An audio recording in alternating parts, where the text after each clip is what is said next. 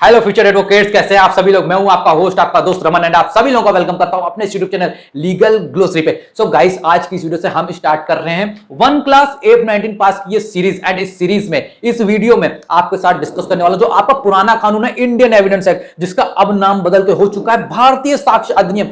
इसके एमसीक्यू हमें साथ में कैसे पढ़ने, क्योंकि एफ 19 के एग्जाम में तो भैया दोनों आने वाले हैं, तो दोनों को भाई साथ में कैसे पढ़े, बड़ी समस्या है। इस क्वेश्चन का आंसर आपको इस वीडियो में आज मिल जाएगा। साथ ही साथ देखो, आज मैं इस व्हाइट बोर्ड पे आया हूं तो क्या भाई सारे एमसीक्यू जो मैं आपको पढ़ाने वाला हूं भाई व्हाइट बोर्ड के थ्रू पढ़ाने वाला हूं भाई, पॉसिबल नहीं है, वो तो हो नहीं सकता। देखो, मेरी कोशिश ये नहीं कि मैं आपको सिर्फ एमसीक्यू के आंसर बता के चला जाऊं, ओके। मेरी कोशिश ये नहीं। अगर आपको सिर्फ एमसीक्यू के आंसर पता करने तो आपको प्रीवियस क्वेश्चन पेपर मिल जाएंगे, आपको कई सारी मार्केट में बुक मिल जाएंगी, आप वो पढ़ सकते हैं। मेरा काम है आपको आज बहुत अच्छे तरह से गाइड करना दोस्तों, क्योंकि ये जो वीडियो मैंने बनाई है वन क्लास एफ 19 पास, इसमें मैंने कोशिश करी कि एक तो आपका जो एमसीक्यू का कॉन्सेप्ट है वो तो मैं आपका क्लियर करूंगा ही करूंगा, एमसीक्यू के बारे में बताऊंगा, लेकिन ये बेयर एक्ट से कैसे एमसीक्यू ढूंढना, बेयर एक्ट का क्या फंड है, वो भी इस वीडियो में कंप्लीट बताने वाला हूं। देखो, आपके पास पुरानी वाली इंडियन एविडेंस एक्ट की बेयर एक्ट हो या नई वाली भारतीय साक्ष्य अधिनियम की बेयर एक्ट हो या दोनों हो, भाई लेके बैठ जाओ अभी के अभी, क्योंकि बहुत काम होने वाली है। साथ ही साथ एक पेन पेपर भी लेके बैठ जाना, ओके। तो काफी सारी चीजें डिस्कस करूंगा। साथ ही साथ आपका क्वेश्चन आया था मेरे पास कि यार हमें थ्योरी पढ़नी कि नहीं पढ़नी, तो देखो ये कंप्लीट वीडियो में बनाने की कोशिश कर रहा हूं, ओके। लेकिन इससे पहले मैं क्या करूंगा, आप लोगों के लिए मैंने कुछ नोट्स बना के रखे हैं दोस्तों भारतीय साक्ष्य अधिनियम के, तो वो भी मैं आपके साथ थोड़ा सा शेयर करूंगा दोस्तों, ताकि देखो बेसिक कॉन्सेप्ट क्लियर हो। देखो, एक चीज मैं क्लियर कर दे रहा हूं कि अगर आप में से कुछ स्टूडेंट ऐसे होंगे जो सिर्फ इस उम्मीद में है कि हम सिर्फ एमसीक्यू रट के जाएंगे, प्रीवियस क्वेश्चन पेपर रट के जाएंगे, तो हो सकता है 100 में से भाई 30 का हो जाए 30 का। लेकिन एक चीज याद रखना, एब 18 का जो एग्जाम है मैं आपको डराने के लिए नहीं बता रहा हूं, मैं आपको डिमोटिवेट करने के लिए नहीं बता रहा हूं, बट जो अब जो एक एग्जाम का जो पैटर्न फॉलो किया जा रहा है वो थोड़ा थ्योरेटिकल बेस पे आ रहा है, ओके। तो आप सिर्फ एमसीक्यू पढ़ के जान तो इसकी कोई श्योरिटी नहीं कि वो एमसीक्यू आएगा ही आएगा। तो थोड़ी सी चीजें हमें पता होनी चाहिए कि कैसे, लाइक हमें बेयर एक्ट से एमसीक्यू कैसे ढूंढना है, कैसे क्या फाइंड आउट करना है, हमें दोनों लॉज के एमसीक्यू कैसे पढ़ना है, कौन से हमें सेक्शंस ज्यादा फोकस करने हैं, कौन से सेक्शंस हमें एमसीक्यू ज्यादा आ रहे हैं, पूरा एक एनालिसिस हमें बनाना है, कैसे नोट्स वगैरह बनाना है, तो वो भी आपको बताऊंगा, ओके। मैंने पूरी कोशिश की अपनी तरफ से दोस्तों कि आपके लिए एक हेल्पफुल वीडियो में बना सकूं, ओके।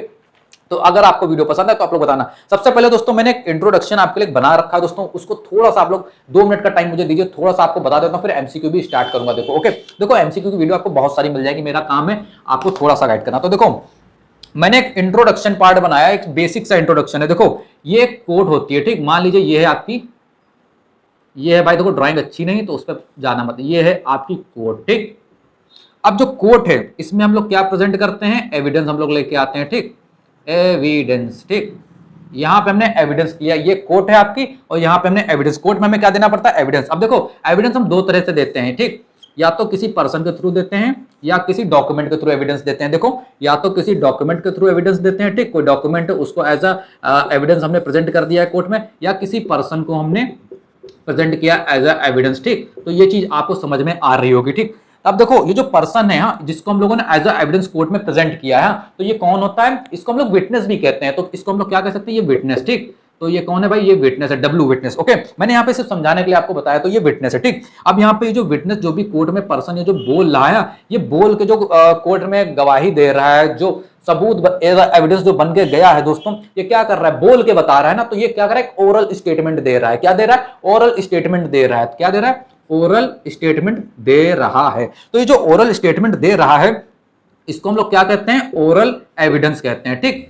एंड ये जो डॉक्यूमेंट एविडेंस है, जिसको हम लोग डॉक्यूमेंट के रूप में प्रेजेंट करेंगे दोस्तों, इसको हम लोग क्या कहते हैं, डॉक्यूमेंट एविडेंस, ठीक। तो अगर कहने का मतलब, अगर आपसे कहूं दोस्तों सिंपल भाषा में, कि आपका जो एविडेंस है वो हम लोग 2 तरह से प्रेजेंट करते हैं, एक ओरल और एक डॉक्यूमेंट टाइप से हम लोग प्रेजेंट करते हैं, ठीक। तो ये छोटा सा कॉन्सेप्ट आपका क्लियर हो गया होगा। अब हम हमेशा किन चीजों को, हमेशा 2 चीजों के को दिया जाता है एविडेंस के तौर पे, ये भी आप लोग याद रखना। एक आपका रिलेवेंट फैक्ट और आपका एक होता है फैक्ट इन इशू। इन 2 चीजों का ही हमेशा एविडेंस दिया जाता है। इस चीज को याद रखना कि इस चीजों का एविडेंस जो आपका दिया जाता है, एक तो आपका फैक्ट इन इशू, ठीक, फैक्ट इन इशू, और एक आपका होता है रिलेवेंट फैक्ट। इन्हीं दोनों का एविडेंस आपका दिया जाता है। अब देखो, जो आपका डॉक्यूमेंट्री एविडेंस है, इसके लिए आपको क्या करना होगा, इंडियन एविडेंस एक्ट की अगर आपके पास बेयर एक्ट है, हाँ, तो आप क्या करें, सेक्शन नंबर 61 से आप 90A तक आप इसको पढ़ लें, ठीक।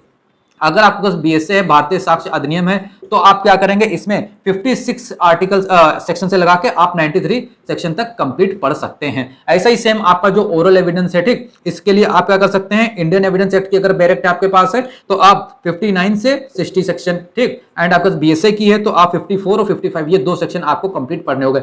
सेम ऐसा जो आपका fact and student relevant fact है दोस्तों, ये आपका जो इंडियन एविडेंस एक्ट था इसमें जो आपका सेक्शन 5 था उसमें ये चीज बताई जाती थी, लेकिन अगर आपका जो नया वाला है इसमें सेक्शन 3 आपकी ये बात बताता है। तो यहाँ पे जो कंप्लीट मैंने जो छोटी सी चीज आपको बताने की कोशिश की, तो इससे क्या चीज सामने आ रही, इस चीज को पहले हम लोग समझने की कोशिश करते हैं। देखो एक चीज बिल्कुल क्लियर हो गई है यहाँ पे कि हम जो कोर्ट में एविडेंस दे रहे हैं वो 2 तरह के दे रहे हैं, या तो डॉक्यूमेंट के फॉर्म में या किसी पर्सन के फॉर्म में। अब जो पर्सन जो चीज बोल रहा है, ओरल स्टेटमेंट दे रहा है, उसको हम लोग ओरल एविडेंस कहते हैं, ये डॉक्यूमेंट एविडेंस होते हैं। तो ये हमें एक चीज समझ में आ गई, देखो हमें क्या क्या पढ़ना है। एक तो हमें एविडेंस के बारे में पढ़ना है, एविडेंस कितने टाइप्स के होते हैं ये पढ़ना है, ये अच्छे से हमें पढ़ लेना। तो यहाँ पे अगर कहीं ना कहीं मैं देखूं, ये आपका फैक्ट एंड इश्यू एक टॉपिक हो गया, ये रिलेवेंट फैक्ट एक टॉपिक हो गया, ये ओरल एविडेंस आपका एक टॉपिक हो गया, ये डॉक्यूमेंट्री एविडेंस, ये 3 से 4 टॉपिक आपके हो गए हैं दोस्तों। एंड इससे आपके एग्जाम में क्वेश्चन आने के चांसेस काफी ज्यादा हैं। तो मेरा बस आपसे कहने का बस इतना ही फंडा है, इतना ही मामला है कि कम पढ़ना है, ज्यादा डिटेल में नहीं पढ़ना है, लेकिन इतना नॉलेज होनी चाहिए कि अगर कोई एमसीक्यू थ्योरी बेस आ जाए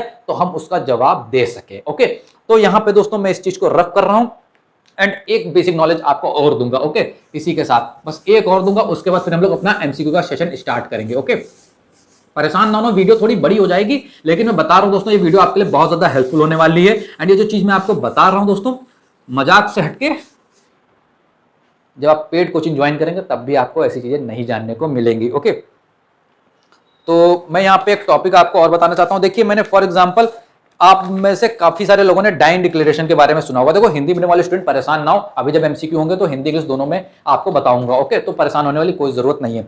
ये डाइंग डिक्लेरेशन के बारे में अगर मैं बात करूं, ठीक, तो डाइंग डिक्लेरेशन हमारा जो सेक्शन है बताइए क्या। देखो पहले मैं लिख लेता हूं यहाँ पे डाइंग डिक्लेरेशन, ठीक, डाइंग डिक्लेरेशन, मैं यहाँ पे सिंपल डीडी लिखे दे रहा हूं। Okay, D dying declaration. अब इसका जो सेक्शन नंबर है, देखो आपका जो इंडियन एविडेंस एक्ट में जो इसका सेक्शन नंबर है ये आपका है 32। आप इसको सब क्लॉज 1 के साथ पढ़े, ठीक। वहीं अगर मैं बीएसए की बात करूं भारतीय साक्ष्य अधिनियम में, तो इसमें जो आपका 26 का सब क्लॉज ए है इसको आपको पढ़ना होगा, ठीक। ये बिल्कुल बहुत इंपॉर्टेंट टॉपिक है, इसको आप लीव नहीं कर सकते, ये आपको पढ़ना ही पढ़ना है। ओके, तो देखो डाइंग डिक्लेरेशन क्या होता है। आप में से काफी सारे लोगों ने जब एलएलबी या बीएलएलबी कंप्लीट किया होगा तो आप लोगों ने पढ़ा होगा what is dying declaration, Indian evidence act में आपने पढ़ा होगा, ठीक। आप लोगों में से कई लोगों को पता भी होगा। तो देखो नहीं पता है तो थोड़ा सा चिंता का विषय, क्योंकि बहुत इंपॉर्टेंट टॉपिक है। जैसे आपका बर्डन ऑफ प्रूफ हो गया, रिलेवेंट ऑफ फैक्ट हो गया, रिलेवेंसी ऑफ फैक्ट हो गया, हर से एविडेंस से कुछ इंपॉर्टेंट टॉपिक होते हैं, एडमिशन कन्फेशन, ठीक। तो ये जो आपका डाइंग डिक्लेरेशन है इसके लिए मैंने देखो कैसे मैंने नोट्स बनाए, जो ये चीज मैं आपको बताने वाला हूँ आप लोग अपना बैरेट उठा के देखना। जो चीज मैं आपको बताने वाला हूँ कैसे बैरेट को मैंने टुकड़ों में बांट के आपके सामने पोस्टमार्टम कर दिया है सेक्शन का। देखो डाइंग डिक्लेरेशन क्या करता है, डिक्लेरेशन देता है। किस चीज का डिक्लेरेशन देता है, देखो डिक्लेरेशन देता है, ठीक। मैं यहाँ पे शॉर्ट में लिख रहा हूं डाइंग डिक्लेरेशन किस चीज का डिक्लेरेशन देता है। एक तो डिक्लेरेशन देता है, ठीक, या तो डिक्लेरेशन वो क्या कह रहा है रिटन में दे रहा है, ठीक, डब्ल्यू मैंने लिखा है, या तो वो वर्बल दे रहा है, ठीक, वी मैंने लिख दिया, ठीक, रिटन में दे रहा है या वर्बल में दे रहा है, और मैंने यहाँ पे लिख दिया, ठीक। तो रिटन में दे रहा है, वर्बल में दे रहा है, ठीक। एंड ये जो रिटन या वर्बल जो डिक्लेरेशन दे रहा है, ठीक, ये कौन दे रहा है, ये एक पर्सन दे रहा है, मेड बाय पर्सन, ठीक। ये एक पर्सन है, ये डिक्लेरेशन दे रहा है, या तो वर्ड के थ्रू दे रहा है, रिटन के थ्रू दे रहा है, या वर्बली बोल के दे रहा है, ठीक। अब कब दे रहा है, ये जो डिक्लेरेशन दे रहा है कब दे रहा है, ये डेथ से पहले दे रहा है, बिफोर दैट, ठीक। बीडी मैंने यहाँ पे लिखा बिफोर दैट, डेथ से पहले, मरने से पहले दे रहा है, ठीक। अब ये क्या बोल रहा है, ठीक, या तो ये वहां पे बता रहा है कॉज ऑफ दैट, ठीक, कॉज बता रहा है, ठीक, या तो यहाँ पे सर्कमस्टेंस बता रहा है, ठीक, सर्कमस्टेंस। तो यहां पे देखो आपका जो एक सेक्शन था, आप लोग चाहे इंडियन एविडेंस एक्ट ओपन कर लें या भारतीय साक्ष्य अधिनियम ओपन कर लें, ठीक, वहां पे ये सेक्शन आपका दिया हुआ है। अगर आप लोग कहें तो मैं रीड करके बता देता हूं। चलिए मैं आपको एक बार रीड करके बता ही देता हूं। मेरे पास बैरेट है तो मैं जरा बैरेट का सेक्शन नंबर, मेरे पास भारतीय साक्ष्य अधिनियम इस समय मेरे पास है, तो सेक्शन 26 का सब क्लॉज ए में ओपन कर रहा हूं। ओके, सेक्शन 26 का सब क्लॉज ए देखते हैं क्या कहता है। ओके, देखो इस तरह से पढ़ेंगे तो अच्छा रहेगा, ठीक। हम लोगों को सिर्फ और सिर्फ ऐसा नहीं पढ़ना होता, ठीक, कि बस हमने रट लिया, ठीक। तो देखो 26 का सब क्लॉज ए क्या कह रहा है, when the statement is made by a person as to cause his death or as to any of the circumstances of the transaction which resulted in his death in cases in which the cause that person death come into question, such statement are relevant whether the person who made them was or not at the time when they made under exceptions of death and whether may be the nature of proceeding in which the cause of death come in the question। ठीक, अब ये चीज अब देखो, ये मैंने sub clause A आपको बताया। ठीक, अब इससे पहले जरा आना जो सेक्शन में लिखा है 26 वाला जो आपका भारतीय साक्ष्य अधिनियम का कह रहा है, या आपका जो 31 32 जो आपका है इंडियन एविडेंस का देखना खुलना। स्टेटमेंट रिटन और वर्बली, कोई भी स्टेटमेंट है ठीक, वो या तो रिटन है या वर्बली है। ठीक, ऑफ रिलेवेंट फैक्ट, किसी भी रिलेवेंट फैक्ट का, ठीक, बाय ए पर्सन, एक पर्सन के थ्रू जो मैंने आपको बताया था, ठीक, जो कि डेड है or who can not found or who has become incapable of giving evidence or whose attendance can not be procured without an amount of delay or expense which under the circumstances of the case the court unreasonable are themselves relevant fact in the following case namely. Okay, तो यहां पे मैं आपको क्या बताने जा रहा हूं, आपके पास अगर पुरानी वाली इंडियन एविडेंस एक्ट है तो वहां पे आप जरा डिफिनेशन इसकी जरा जरूर चेक करना जाके। ओके, तो देखो मैंने आपको सिंपली आपको बता दिया डायरेक्ट डिक्लेरेशन क्या है। एक डिक्लेरेशन है रिटन या वर्बली जो पर्सन दे रहा है बिफोर डेथ, या तो वो बता रहा है कॉज ऑफ डेथ यानी किस तरह से उसकी डेथ हुई उसका कारण बता रहा है, या सर्कमस्टेंस बता रहा है अपनी डेथ का मरने से पहले। ठीक, तो ये हो गई हमारी डायरेक्ट डिक्लेरेशन। तो यहाँ पे मेरा दोस्तों आपको समझाने का बस पर्पस इतना सही था दोस्तों, इसके अलावा मैं आपको कोई टॉपिक नहीं बताने वाला हूँ 1 क्लास ए पास में। अब मैं आपको सीधा एमसीक्यू की तरफ लेके जा रहा हूँ,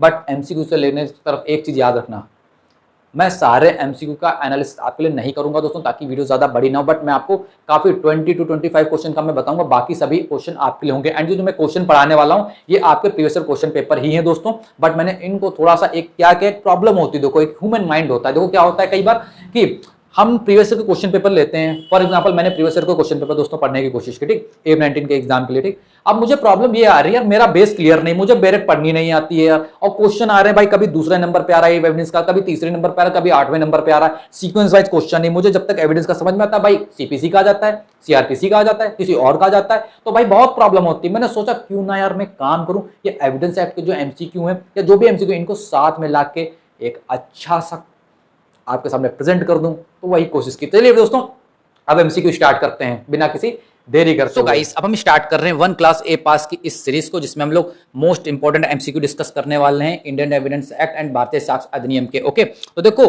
हमारे सामने जो पहला क्वेश्चन है इसको भी हम लोग नहीं देखेंगे, हम लोग डायरेक्ट क्वेश्चन नंबर 9 की तरफ बढ़ते हैं। क्यों? क्योंकि जो मैंने आपको भी बोर्ड पे एक्सप्लेन किया दोस्तों उससे रिलेटेड कुछ क्वेश्चन हैं, एंड मैं आपको ये बताने वाला हूं कि कैसे आपको क्वेश्चन को रीड आउट करना है, एंड उन जो एमसीक्यू आपके दिए हुए हैं इन्हीं में से कैसे आपको और सारे क्वेश्चन को प्रिपेयर करना है। ओके, तो इस चीज को भी हम लोग डील करने वाले हैं। देखो हमारे सामने क्वेश्चन नंबर 9 क्या कह रहा है, under section 59 to 60 of Indian act. यहां पे इंडियन एक्ट का मतलब होगा Indian evidence act. The oral statement evidence means क्या होगा, देखो यहां पे क्या कह रहा है, ओरल स्टेटमेंट, यानी ओरल स्टेटमेंट कौन देता है, प्यूपिल, जो मैंने आपको बोर्ड पे बताया था कौन देता है, प्यूपिल देता है। ठीक, लोग देते हैं। ठीक, यानी उसको हम लोग यहाँ पे बात किसकी हो रही है, ओरल एविडेंस की बात हो रही है। देखो इसमें क्या कहा जा रहा है, भारतीय साक्ष्य अधिनियम की धारा 59 से 60 के तहत मौखिक कथन का तात्पर्य क्या है। देखो पहला ऑप्शन है all statement made before the court by the witness, साक्षी द्वारा न्यायालय के सामने दिए गए सभी कथन। तो ये जो पहला एमसीक्यू का जो हमारा ऑप्शन है दोस्तों ये तो बिल्कुल ठीक लग रहा है, क्योंकि आप कोर्ट के सामने तो भाई विटनेस के तौर पर देंगे ही देंगे। ठीक, दूसरा आपसे क्या कह रहा है, all statement made before the police by the accused, अभियुक्त द्वारा पुलिस के सामने दिए गए सभी कथन। तो यहां पे दोस्तों एक चीज मैं आपके सामने बताना चाहता हूं, देखो पुलिस के सामने जब भी कोई एविडेंस रिकॉर्ड किया जा रहा है तो देखो पहले बात तो ये पुलिस के सामने कोई भी एविडेंस रिकॉर्ड नहीं किया जाता है। आप सभी को मालूम है कि पुलिस इन्वेस्टिगेट करती है और इन्वेस्टिगेशन के दौरान वो एविडेंस को कलेक्ट करती है जो कि वो कोर्ट में प्रेजेंट करती है। ठीक, तो ये सेकंड वाला ऑप्शन नहीं होगा। थर्ड है क्या, all statement of fact which a witness had to say, साक्षी के गलत तथ्यों द्वारा दिए गए कथन। यानी इसका क्या मतलब मैं कहूं थर्ड वाले का, और इसका आप लोग कह सकते हैं सुनी सुनाई बातों को यार कही गई बातों को बात कर रहे हैं, तो ये वाला भी नहीं होगा। एक चीज याद रखना, जो भी ओरल एविडेंस होते हैं ये हमेशा डायरेक्ट होने चाहिए, इनडायरेक्ट नहीं होने चाहिए। ठीक, यानी जिसको यानी बोलना है वो सामने से बोले जाके, उसने सामने से वो चीज देखी हुई है, नहीं कि भाई किसी ने किसी से सुना है कि फला ने ऐसा किया तो वो कोर्ट में जाके ऐसा बोले, तो ऐसा नहीं होना, उसने खुद से वो चीज देखी हो, वो वहां पे ओरल एविडेंस डायरेक्ट होना चाहिए। इस चीज को आप लोग ध्यान रखना। एंड अब यहां पे मोस्ट इंपोर्टेंट थिंग आ रही है कि यहां पे अब मैं कौन से सेक्शंस को पढ़ने सकता हूं। देखो यहां पे आपको क्या करना है, आपका जो भारतीय साक्ष्य अधिनियम है उसका जो सेक्शन नंबर 54 एंड 55 है उसको आपको रीड आउट करना है ओरल एविडेंस का, जिसको मैंने आपको ऑलरेडी बताया था। ठीक, इसमें अगर मैं बात करूं इसके साथ ही आपको एक और सेक्शन आप लोग देख लेना, सेक्शन नंबर 95 भारतीय साक्ष्य अधिनियम का, जिसमें exclusion of evidence of oral agreement की बात हो रही है। देखो ओके, तो इस चीज को आप लोग ध्यान रखना।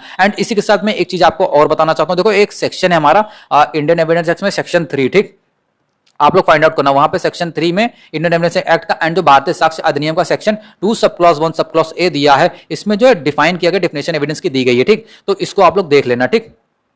इसी के बाद अब हम लोग क्वेश्चन नंबर 10 की तरफ बढ़ रहे हैं, ठीक। क्वेश्चन नंबर 10 क्या कह रहा है, under the evidence act court include, साक्ष्य अधिनियम के न्यायालय में शामिल है। देखिए क्या शामिल है, तो ये देखो एक डायरेक्ट जो आपका एक कह सकते हैं कि डायरेक्ट आपका बैरक से क्वेश्चन आ गया है। अब कैसे इसको फाइंड आउट करेंगे, अगर आप लोगों ने बैरक का एनालिसिस किया तो आपको ऑलरेडी डिस्कस होगा कि आपको इसके लिए क्या करना है। देखो सबसे पहले अगर आपके पास भारतीय साक्ष्य अधिनियम तो उसका सेक्शन नंबर 2 सब क्लॉज 1 सब क्लॉज ए खोल लें, एंड अगर आपके पास इंडियन एविडेंस एक्ट है तो उसका सेक्शन नंबर 3 खोल लें। तो देखो मेरे पास तो भारतीय साक्ष्य अधिनियम की इस समय मेरे पास रखी हुई है बैरक। सो मैं सबसे पहले सेक्शन नंबर 2 डिफिनेशन वाला जो क्लॉज उसको खोलता हूं, उसका जो सेक्शन 1 है उसका सब क्लॉज 1 का सब क्लॉज ए, यहां पे आप लोग देख सकते हैं डिफिनेशन दी गई है, कोर्ट की डिफिनेशन दी गई है। तो इसमें क्या कहा जा रहा है, कोर्ट इंक्लूड ऑल जजेस, क्या ऑल जजेस का ऑप्शन है, यस है, all magistrate and all person except arbitrators legally authorise to take evidence. तो यहां पे अगर मैं कहने का मतलब है कि जो आपकी जो डिफिनेशन कोर्ट की दी गई, इसमें कहा जा रहा है कि कोर्ट में जो इंक्लूड होते हैं, देखो वो कौन कौन से होते हैं, एक तो सभी जजेस,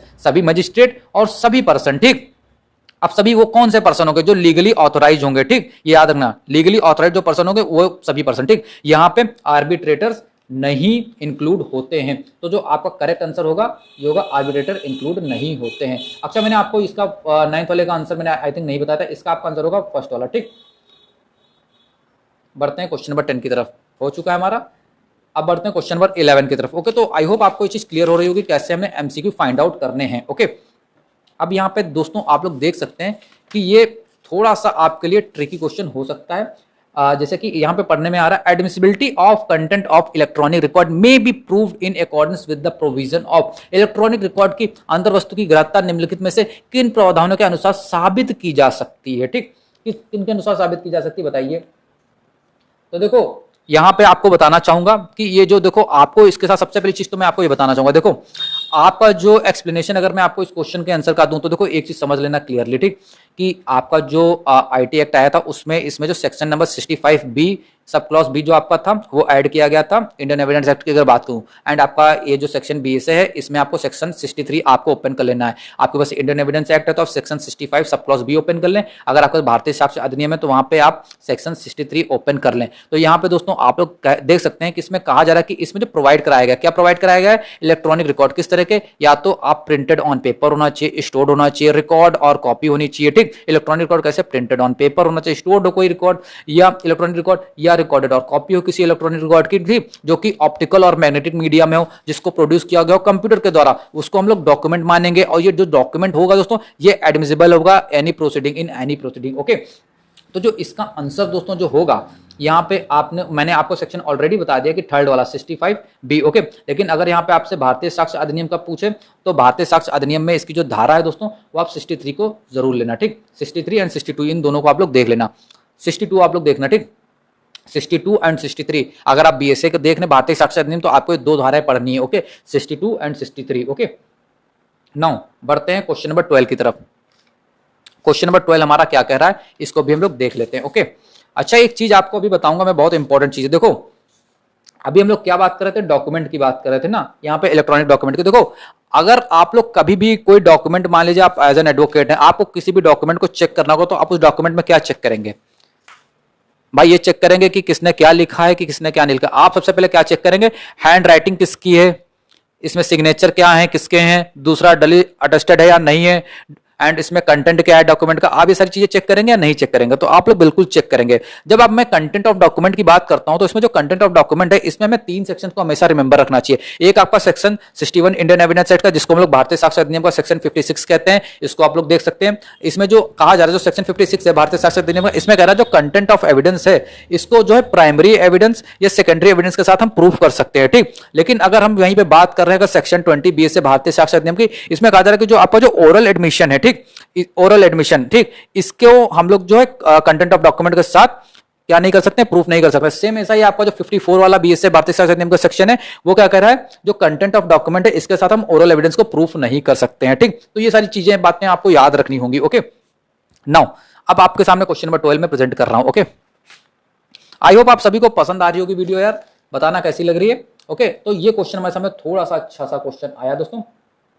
वो क्वेश्चन क्यों अच्छा है मैं बता रहा हूं। Which is not a public record as per the provision of Indian evidence act. भारतीय साक्ष्य अधिनियम के प्रावधानों के अनुसार लोक रिकॉर्ड क्या नहीं है, बताइए। तो देखो इसका जो आंसर आपका बेसिकली होगा, इसके लिए आपको सबसे पहले देखो क्या करना है, भारतीय साक्ष्य अधिनियम ओपन करना है, ठीक।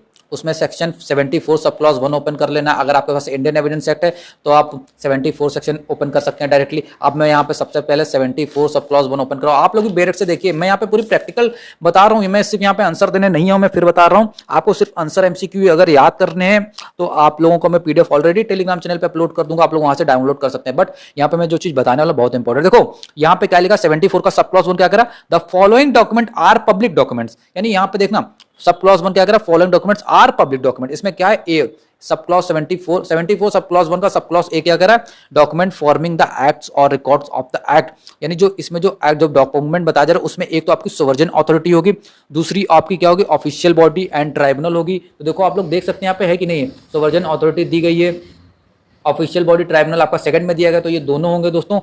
थर्ड आपका क्या गया दिया गया, public officer legislative judicial and executive of Indian और ऑफ अ फॉरेन कंट्री। तो यहाँ पे कहीं पे ये भी दिया गया क्या दोस्तों, देखिए ऑप्शन आपका दिया गया है नहीं दिया गया है, जैसे कि 4 वाला ऑप्शन है document and circular of university of Delhi, तो ये भी दोस्तों इसी में आ जाएगा दोस्तों, क्योंकि इसमें आपके लिए दिया हुआ है, ठीक। तो यहाँ पे जो आपका एक ऑप्शन है ऑप्शन नंबर 3, आप इसको टिक करें क्योंकि ये भाई नहीं है पब्लिक रिकॉर्ड में, ठीक। Document and corresponding form of advocacy notary, ठीक। चलो बढ़ते हैं नेक्स्ट क्वेश्चन, क्वेश्चन नंबर 13 की तरफ, ठीक। क्वेश्चन नंबर 13 हमारे सामने क्या आ रहा है, proving of handwriting is provided in Indian evidence act. भारतीय साक्ष्य अधिनियम में हाथ से लिखना का प्रावधान किसके द्वारा किया गया, किसे द्वारा किया गया। देखो आपके सामने 4 ऑप्शन दिए गए हैं दोस्तों, एंड इसमें आपका जो आपको क्या करना है, सेक्शन 41 सब क्लॉज 1 ओपन कर लेना भारतीय साक्ष्य अधिनियम का, एंड इंडियन एविडेंस एक्ट है तो आप सेक्शन 47 ओपन कर लें। मैं फिलहाल सेक्शन 41 सब क्लॉज 1 ओपन कर रहा हूं दोस्तों, ओके। तो सब क्लॉज 1 में अगर मैं देखूं यहाँ पे क्या कहा जा रहा है, when the court has to form an opinion as to the person by whom any document was written or signed, the opinion of any person acquired with the handwritten of the person by whom it is supposed to be written or signed, that it was or was not written or signed by the person, that is a relevant fact। तो यहां पे साफ साफ दोस्तों इसका answer में क्या मिल रहा है कि देखो by the opinion of expert person, ठीक। ये तो होगा, ओपिनियन ऑफ एक्सपर्ट्स की बात हो रही है, ये ऑप्शन होगा क्योंकि इसमें मेंशन है, आप लोग देख सकते हैं। लेकिन इसी के साथ अगर सेकंड वाला देखा जाए by the evidence of person who is acquired with the hand writing, तो ये भी ऑप्शन सही बताया जा रहा है। तो देखो थर्ड वाला तो नहीं है आफ्टर पुलिस वेरिफिकेशन, तो यहाँ पे जो हमारा आंसर है ये हमारा फोर्थ वाला, ओके। विशेषज्ञों की राय के अनुसार एक व्यक्ति के साक्ष्य से जो लिखावट से परिचित है, ठीक, तो ये दोनों ऑप्शन करेक्ट हैं आपके। नाउ बढ़ते हैं क्वेश्चन नंबर 14 की तरफ, ओके। जो मैंने क्वेश्चन अभी लीव कर दिए वो भी मैं आपको बताऊंगा, तो परेशान होने की कोई जरूरत नहीं है। अब यहाँ पे अच्छा क्या कह रहा है, सेक्शन 26 जो आपका भारत इंडियन एविडेंस एक्ट का है, एंड जो भारतीय साक्ष्य अधिनियम में जो सेक्शन जिसको हम लोग कहते हैं section 23 sub clause 2 of Indian evidence act क्या प्रोवाइड कराता है, भारतीय साक्ष्य अधिनियम की धारा 26 और धारा 23 सब क्लॉज 2 से प्रदान करती है, क्या प्रदान करती है। तो आपके सामने 4 ऑप्शन दिए हुए दोस्तों।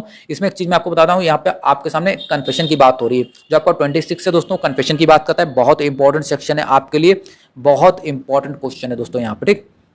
यहाँ तो फिलहाल आपकी पुलिस कस्टडी की बात की जा रही है दोस्तों। तो यहाँ पे मैं एक चीज आपको बता दे रहा हूँ, देखो अगर हमें इस क्वेश्चन का आंसर जानना है हमें क्या करना होगा, देखो इसके लिए आपको सेक्शन 24 से 25, 26, 27 जो आपका कन्फेशन का चैप्टर नहीं 24 से 30 तक आपको ये सारे सेक्शन कंप्लीट कर लेने होंगे इंडियन एविडेंस एक्ट में। ऐसे ही सेम आप भारतीय साक्ष्य अधिनियम में 22 से लगाकर आप कर सकते हैं मोस्टली आपका जो भी कन्फेशन का पूरा एरिया। देखो अब मैं आप में एक चीज बताना चाहता हूँ, जो आपका सेक्शन नंबर 24 है जिसको हम लोग भारतीय साक्ष्य अधिनियम में 22 कहते हैं, ये क्या कहता है, अगर आपसे कोई यानी क्या कर रहा है इंडस्ट्रेस कर रहा है तो कन्फेशन के लिए तो वो रिलेवेंट नहीं होगा। सेम ऐसा ही अगर पुलिस कस्टडी में अगर आप कोई कन्फेशन दे रहे हैं तो वो रिलेवेंट नहीं होगा। सेम ऐसा ही अगर आप पुलिस को कोई कन्फेशन कर रहे हैं तो रिलेवेंट नहीं होगा। लेकिन एक चीज याद रखना, जब आप पुलिस कस्टडी में कोई कन्फेशन कर रहे हैं उस समय मजिस्ट्रेट अगर प्रेजेंट है तो वो कन्फेशन रिलेवेंट माना जाएगा, ओके। तो इस चीज को आप लोग ध्यान रखना, ओके। तो यहाँ पे जो आपका आंसर है ये है फोर्थ वाला, बोथ फर्स्ट एंड थर्ड।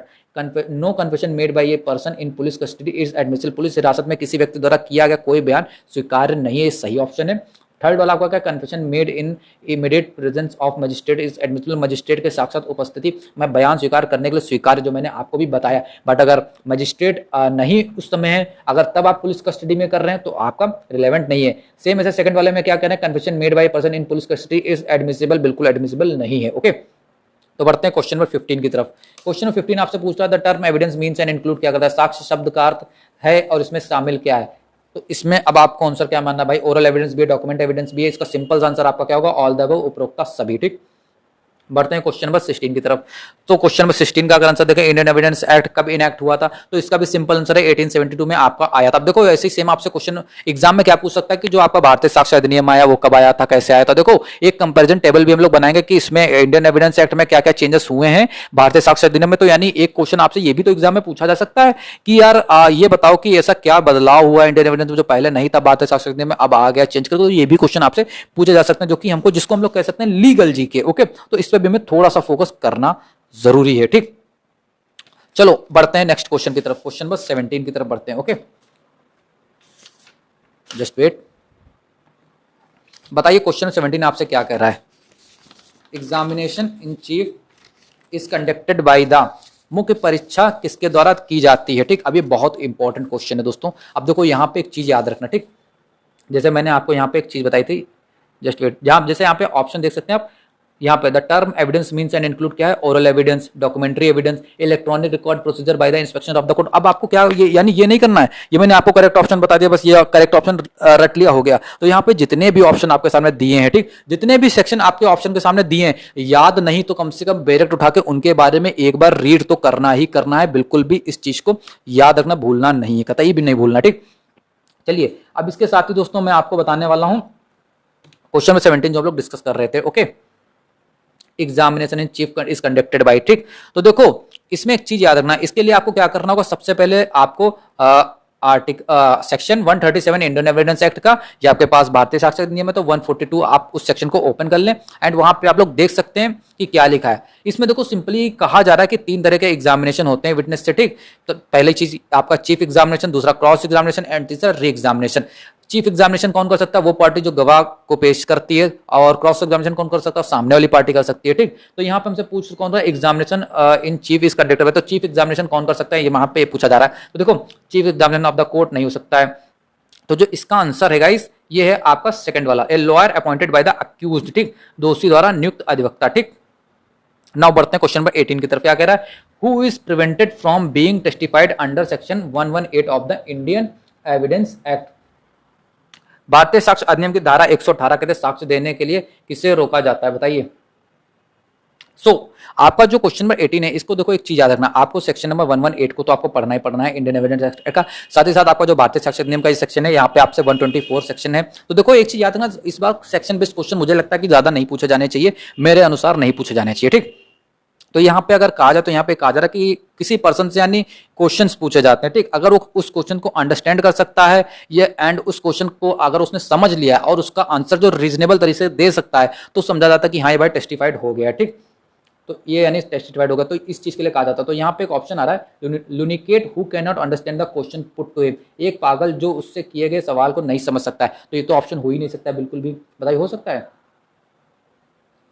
अच्छा ये चीज, हाँ देखिए जैसा मेरे को कंफ्यूजन है, मैंने आपसे पूछा, मुझे लग रहा है कि पूछा यानी कौन कर सकता है, यानी ठीक यहाँ पे मुझे लगा ऐसा। देखो यहाँ पे क्या लगा, हु इज प्रिवेंटेड यानी रोका जाता है। ठीक, यानी नहीं कर सकता, कौन नहीं कर सकता, तो देखो ए वाला नहीं कर सकता क्योंकि उसको भाई समझ में नहीं आ रहा। सेकंड वाला extreme old age person who can not give rational answer to the question, बहुत वृद्ध व्यक्ति है, बहुत ओल्ड उम्र हो चुकी है, जो प्रश्न का विवेकपूर्ण उत्तर नहीं दे सकता है, तो नहीं आंसर भी नहीं दे सकता रीजनेबल, तो ये ऑप्शन भी मैंने आपको बता दिया। थर्ड ये भी नहीं, ये भी होगा। Third, a tender age person who can not give rational answer to the question, एक कम आयु यानी ऐसा नहीं कि भाई जो जिसकी एज हो चुकी है वैसा है उसी के साथ है, अगर आपकी एज भाई कम है ज्यादा है, अगर आप रीजनेबल आंसर नहीं दे सकते हैं तो आप टेस्टिफाइड नहीं कहलाएंगे। ठीक, तो इसका आंसर क्या होगा, ऑल द अबव। ओके, उपरोक्त सभी।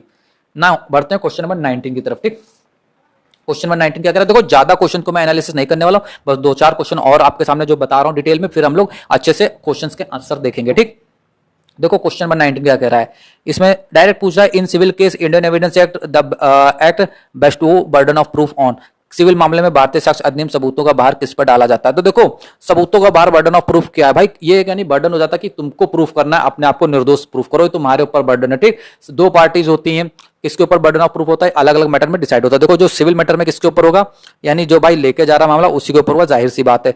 तो यहाँ पे जो पिटिशनर है वही आंसर सही होगा, तो इसका आंसर होगा ए। पिटिशनर अगर कोई केस लेके गया है कोर्ट में तो भाई इसके ऊपर बर्डन ऑफ प्रूफ है कि वो अपने आप को निर्दोष साबित करे। ठीक, तो इसके लिए आपको सेक्शन कौन से पढ़ने होंगे, ये बहुत इंपॉर्टेंट टॉपिक है बर्डन ऑफ प्रूफ का। आप लोग एक काम करना, नोट कर लेना, इंडियन एविडेंस एक्ट का सेक्शन 101 से 114A, एंड अगर आप भारतीय साक्ष्य अधिनियम देख रहे हैं तो 104 से 120B से, ठीक। तो ये आपको सेक्शन सभी के सभी रीड आउट करने हैं। Okay, now section question number 20 की तरफ अगर मैं बढ़ाता हूं तो क्या करें, direct declaration must made by. अब देखो मैंने डायरेक्ट डिक्लेरेशन का टॉपिक आपको अभी बोर्ड पे बताया था, उसका क्वेश्चन भी आपका आ गया है, ठीक। मृत्युकालिक घोषणा किसके द्वारा की जानी चाहिए, ठीक। तो आपके सामने 4 ऑप्शन दिए गए, तो मैंने ऑलरेडी आपको डायरेक्ट डिक्लेरेशन एक्सप्लेन कर दिया, सेक्शन भी बता दिया है, तो इसका जो आंसर होगा वो थर्ड वाला होगा, ठीक।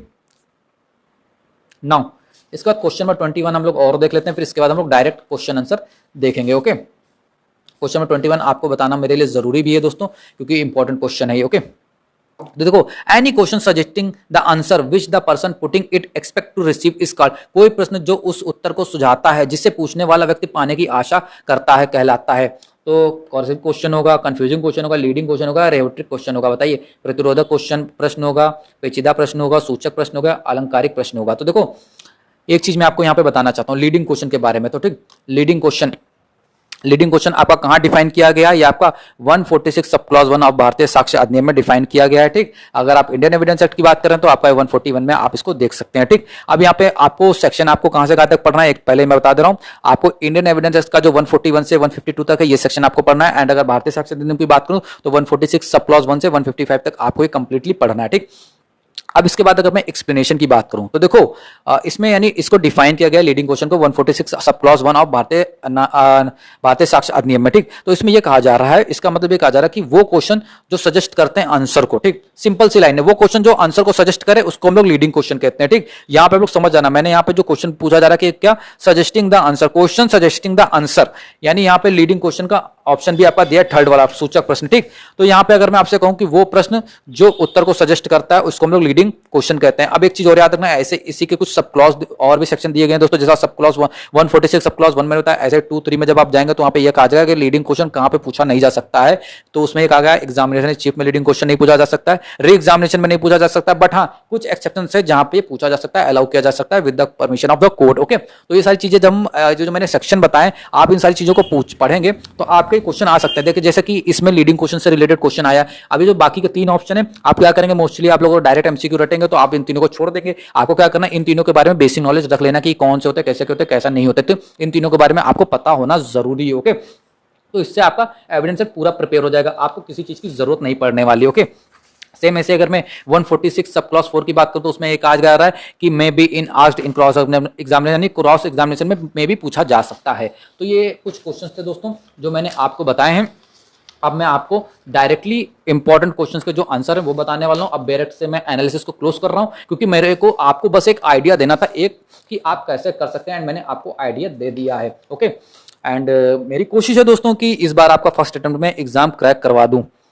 मेरा मन है यार भाई, आप जितने भी लोग देख रहे हैं कि आपका फर्स्ट अटेम्प्ट में कैसे भी पेपर क्रैक हो जाए, मेरा बहुत मन है इस चीज के लिए। ओके, ऐसे भी आपका बस एग्जाम क्रैक हो जाए। चलिए मैं बढ़ता हूँ क्वेश्चन नंबर 22 की तरफ। जो मैंने क्वेश्चन लीव कर दिया मैं बता रहा हूँ वो वीडियो के एंड में आपको कराऊंगा, वरना ऐसे आपको समझ में नहीं आएगा, आप लोग भी कंफ्यूज हो सकते हैं। ओके, तो ये मेरी कोशिश है, ठीक। अच्छा ये बताइए, Kashmira Singh versus state of Punjab is a leading case on, इसका आंसर क्या कौन देगा बताइए, इसका आंसर कौन देगा, आप लोग बताइए। किसी को यार इसका आंसर मालूम है?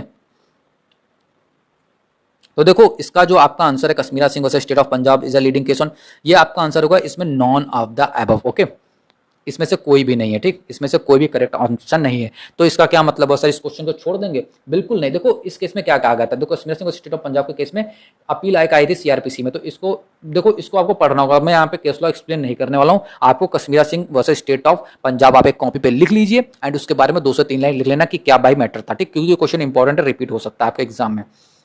नाउ बढ़ते हैं क्वेश्चन नंबर 23 की तरफ। क्या कर रहा है, communication made to the spouse during marriage under section 122 of Indian evidence act, यानी भारतीय साक्ष्य अधिनियम में जिसको हम लोग 128 बीएसए कहेंगे। तो भारतीय साक्ष्य अधिनियम की धारा 122 धारा 128 बीएसए के तहत विवाह के दौरान पति या पत्नी के बीच की संसूचनाएं क्या है? देखो एक तो remain privilege even after dissolution of marriage, second है does not remain privilege after dissolution of marriage by only divorce, and third है does not remain privilege after dissolution of marriage only by death, या fourth है does not remain privilege in both the cases. तो देखो ये जो आपकी spouse during marriage वाली क्या है, तो देखो इसका जो आपका आंसर होगा दोस्तों वो होगा A1, remain privilege even after the dissolution of marriage, विवाह के टूटने के बाद भी उस संविधान को विशेष अधिकार प्राप्त होंगे, ये चीज बता रहा है। आपको क्या करना है, section 122 and Indian evidence act का एंड सेक्शन 128 आपका भारतीय साक्ष्य अधिनियम का आपको इसके साथ में पढ़ना है दोस्तों। इसमें आपकी सारी चीजें क्लियर हो जाएंगी। जो भी सेक्शन में आपको बता रहा हूं आपको बिल्कुल भी छोड़ने नहीं है, ठीक, याद रखना, क्वेश्चन के आंसर बिल्कुल छोड़ने नहीं है। इसका जो करेक्ट आंसर मैंने आपको बताया ये फर्स्ट वाला है। ओके, बढ़ते हैं क्वेश्चन नंबर 24 की तरफ। क्वेश्चन नंबर 24 क्या कह रहा है, Which section of Indian evidence provide that an accomplice is a competent witness? भारतीय शासन की कौन सी धारा यह प्रदान करती है कि एक सह अपराधी एक सक्षम साक्षी होता है? तो देखो ये इंपॉर्टेंट क्वेश्चन है। इसके लिए आपका जो आंसर होने वाला है, डायरेक्ट आंसर मैं आपको बता दूं तो सेक्शन 133 इंडियन एविडेंस एक्ट का और बीएसए का 138। ओके, नाउ बढ़ते हैं क्वेश्चन नंबर 25 की तरफ। क्वेश्चन नंबर 25 हमारा क्या कह रहा है, under section 118 of the Indian evidence act या 124 BSA a person is competent witness if he और शी। भारतीय साक्ष्य अधिनियम की धारा 118 धारा 124 बीएसए के तहत एक व्यक्ति तभी सक्षम साक्षी माना जाता है अगर वह क्या है, मेजर है, ल्यूनेटिक है, is not extreme of old age. तो बताइए इसका ऑप्शन आंसर क्या होगा, बताइए इसका आंसर क्या होगा, आप लोग बताएं। सो गाइस इसका जो आंसर होगा ये आपका फोर्थ वाला होगा, of understanding question put to him and giving rational answer irrespective of age. उनसे पूछे गए प्रश्नों को समझना और उम्र के बावजूद तर्कसंगत उत्तर देने के सक्षम है। तो इंपॉर्टेंट क्वेश्चन है, इसको आप लोग याद रखना। आप लोग सेक्शन इसके जो मैंने आपको बताए हैं आप लोग इसको रीड आउट जरूर करना। नाउ बढ़ते हैं क्वेश्चन नंबर 26 की तरफ। Which of the following judgement is irrelevant under section 43 of Indian evidence act, जिसको हम लोग बीएसएमएफ 37 कहते हैं। ओके, तो इसका जो आंसर होगा वो होगा आपका judgement of criminal court. Okay, simple सा क्वेश्चन है, आपराधिक न्यायालय का निर्णय, ठीक। बढ़ते हैं क्वेश्चन नंबर 27 की तरफ। क्या कह रहा है, under which section of Indian evidence act as a witness has been given right to refresh his memory. भारतीय साक्ष्य अधिनियम की किस धारा के तहत किसी साक्षी को अपनी स्मृति ताजा करने का अधिकार दिया गया है? तो देखो इसका आंसर क्या होगा, इसका आंसर आपका होगा थर्ड वाला। ओके, आपको डायरेक्ट इसके सेक्शन ये जो मैंने यहाँ पे लिखे हुए हैं इसको आपको रीड आउट करना है। मैं फिर बता रहा हूँ जो भी सेक्शन आपको बता रहा हूँ डायरेक्ट से आपको पढ़ने ही पढ़ने हैं, कैसे भी आपको पढ़े। ओके, पढ़ना है, ठीक। अगर यहाँ पे मैं 28 वाले की बात करूं तो क्या कह रहा है, a question suggesting the answer which the person putting it wishes or expects to receive a card. जो प्रश्न इस तरह से पूछा, इस तरह से किया जाए कि उसका उत्तर प्रश्न पूछने वाले के उपेक्षित उत्तर मिले, ऐसे प्रश्न को कहते हैं, क्या कहते हैं बताइए। देखो क्वेश्चन वही है, बस उसको थोड़ा सा पलट दिया। देखो वही जो क्वेश्चन आया था, रिपीट क्वेश्चन हुआ कि नहीं हुआ, मैंने क्या कहा था इससे रिपीट क्वेश्चन हुआ। लीडिंग क्वेश्चन अभी आपने पढ़ा, सूचक प्रश्न मैंने आपको एक्सप्लेन भी किया था। ओके, 29 ए डम विटनेस है, ठीक, give his evidence in writing in the open court such evidence would be treated as. कोई गूंगा साक्षी है भाई, बोल नहीं सकता, गूंगा है, ठीक, न्यायालय में लिखित रूप में अपने साक्ष्य दे सकता है, इस तरह के साक्ष्य को माना जाएगा। क्या माना जाएगा, अब आप लोग ये बताइए। बहुत ही इंटरेस्टिंग क्वेश्चन आया दोस्तों, बहुत ही ज्यादा इंटरेस्टिंग क्वेश्चन आया। इसमें से मोस्टली लोगों ने कह दिया होगा डॉक्यूमेंट्री एविडेंस माना जाएगा, बट ऐसा बिल्कुल भी नहीं है। डॉक्यूमेंट्री एविडेंस नहीं माना जाएगा, दस्तावेजी साक्ष्य नहीं माना जाएगा। अगर कोई गूंगा व्यक्ति, कोई डम विटनेस क्या कर रहा है, ओपन कोर्ट में रिटर्न में लिख के दे रहा है, तो वो डॉक्यूमेंट्री एविडेंस नहीं माना जाएगा। उसको हम लोग क्या मानेंगे, ओरल एविडेंस मानेंगे, मौखिक साक्ष्य मानेंगे, ठीक। याद रखना, एक विटनेस अगर वो बोलने में असमर्थ नहीं है, a witness who is unable to speak, वो अपना जो एविडेंस है वो दे सकता है किसी अदर मैनर में भी, can be intelligible as by writing, वो अपने राइटिंग के थ्रू कुछ लिखित रूप से दे सकता है, कोई साइन के थ्रू दे सकता है। बट इतना याद रखना, वो जो भी राइटिंग में दे रहा है, जो भी साइन ओपन कोर्ट में कह रहा है, वो जो ओरल एविडेंस के रूप में माना जाएगा। इससे रिलेटेड आप एक केस पढ़ सकते हैं, आर वर्सेस अब्दुल्ला का केस था, जिसमें the word unable to speak can include deaf or dumb person or person who are both deaf and dumb, it may be also related सिंग ऑफ अ डाइंग वुमेन, ठीक। तो मैं इससे एक काम करूंगा, एक एविडेंस एक्ट की जो मैं आपको ये जो भारतीय साक्ष्य अधिनियम पढ़ा रहा हूं, इससे रिलेटेड जो भी आपका लैंडमार्क जजमेंट है उसकी एक अलग से क्लास लेके आऊंगा, ठीक। अगर आपको चाहिए तो आप लोग कमेंट बॉक्स में जरूर बता देना। बढ़ते हैं क्वेश्चन नंबर 30 की तरफ। Under the Indian evidence act which of the following is not a court. देखो वही क्वेश्चन आया रिपीट होकर, मैंने आपको बताया था, पहले ही मैंने आपको बताया था, ये वही वाला क्वेश्चन है, सेम आर्बिट्रेटर, ठीक। क्वेश्चन रिपीट होते हैं, इस चीज को याद रखना, ठीक। बस आपको अच्छे से पढ़ना है। अब यहाँ पे देखो मैंने दो ही नंबर एक जैसे कर दिया यार, गलती हो गई, माफ कर देना। One of the following statement is not true, which one is that. निम्नलिखित कथनों में से एक सत्य नहीं है, कौन सा है वह क्वेश्चन। जो झूठ है बताइए कौन सा है, क्या किसी को पता है इसमें से। एक कन्फेशन बाय वन को accused implicating other to accused would be proof. Second, confession to a police officer cannot be proved. Third, a confession by person in the custody of a police officer to any person in the presence of magistrate can be proved. Fourth, if the confession of a person lead to recovering of thing, it can be proved. So question number 31 जो हमारा है, इसको मैंने 30 लिखा, but 31 ही हम इसको read out करेंगे। इसका जो करेक्ट आंसर क्या होगा, एक कन्फेशन बाय वन को एक्यूज्ड इंप्लीकेटिंग अदर को एक्यूज्ड वुड बी प्रूव्ड, एक सह अभियुक्त द्वारा अन्य सह अभियुक्त को आरोपित करने की संस्कृति साबित की जा सकती है। इस चीज को याद रखना, फर्स्ट वाला आपका करेक्ट आंसर होगा। आप इसके लिए क्या कर सकते हैं, सेक्शन 30 जो आपका इंडियन एविडेंस एक्ट का है, आप उसको जरूर रीड आउट करें। ओके, सेक्शन 30 आप इंडियन एविडेंस का जरूर रीड आउट आपको करना ही करना है, ठीक। अगर मैं भारतीय साक्ष्य अधिनियम में आपको बताऊं तो आप इसके लिए सेक्शन नंबर 24 आपको रीड आउट करना है भारतीय साक्ष्य अधिनियम में, ठीक। बढ़ते हैं क्वेश्चन नंबर 32 की तरफ। देखिए सेम क्वेश्चन वही आ गया, Kashmira Singh versus state of MP is leading case on. बताइए किसका लीडिंग केस है, मैंने आपको अभी बताया भी था। मैंने इस क्वेश्चन का आंसर दिया था या मैंने हटा दिया था, एक मिनट चेक करूं यार, आई थिंक मैंने हटा दिया था इसमें। अच्छा, नॉन ऑफ द अबव था। चलिए कोई इशू नहीं है, अब आपको इस क्वेश्चन का आंसर मिल जाएगा। बताइए Kashmira Singh versus state of MP किस जो केस है इसमें किस चीज से related, dying declaration, admission, confession to police officer, confession of a को अक्यूज्ड।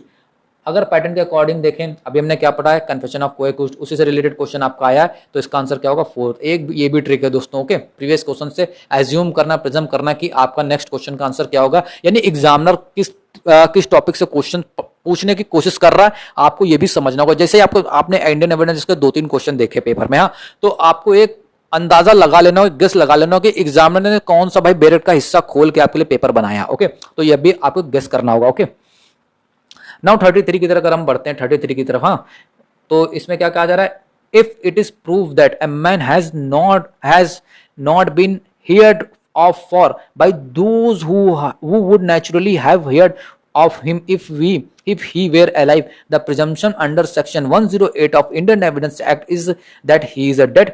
यदि यहाँ पे पद लिखा, यहाँ पे यदि यह साबित हो जाता है कि किसी व्यक्ति के बारे में उन लोगों द्वारा नहीं सुना गया जो स्वाभाविक रूप से उनके बारे में सुनते हैं, यदि वह जीवित होते हैं, तो भारतीय साक्ष्य अधिनियम की धारा 108 के तहत उपधारणा की वह मर चुके हैं। बताइए कितने वर्ष के लिए, बताइए।